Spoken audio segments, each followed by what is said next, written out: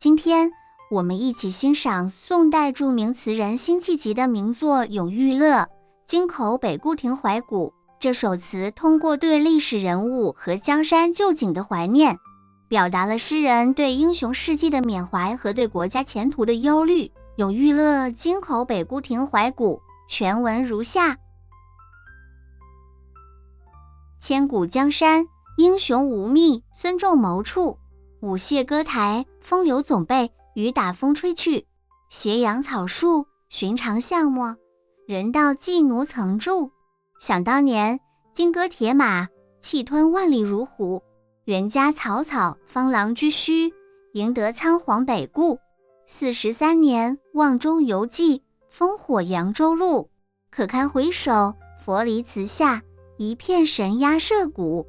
凭谁问，廉颇老矣，尚能饭否？诗的开篇写道：千古江山，英雄无觅，孙仲谋处。舞榭歌台，风流总被雨打风吹去。诗人感叹江山依旧，但英雄难觅，曾经的繁华已被风雨打散。这一段表现了历史的无情和人世的变迁。斜阳草树，寻常巷陌，人道寄奴曾住。诗人描绘了斜阳下的草树和寻常巷陌，传说这里曾是寄奴流寓居住的地方。这一段表达了对历史人物的缅怀和对旧时光的追忆。想当年，金戈铁马，气吞万里如虎。诗人回忆当年的战场景象，金戈铁马，气吞万里如虎。这一段表现了昔日英雄的雄壮气概和战斗精神。原家草草，封郎居胥，赢得仓皇北顾。诗人提到元嘉年间草率的军事行动，虽然胜利封郎居胥，但最终却是仓皇北顾。这一段表达了对历史事件的反思和对失败的遗憾。43年，望中犹记，烽火扬州路。诗人回忆43年前的烽火战乱，至今记忆犹新。这一段表现了历史记忆的深刻和对过去的怀念。可堪回首，佛离祠下，一片神鸦社鼓。凭谁问，廉颇老矣，尚能饭否？诗人感叹往事难以回首，佛离祠下的景象让人心生悲凉。最后，他引用廉颇的故事，表达对英雄迟暮的感叹。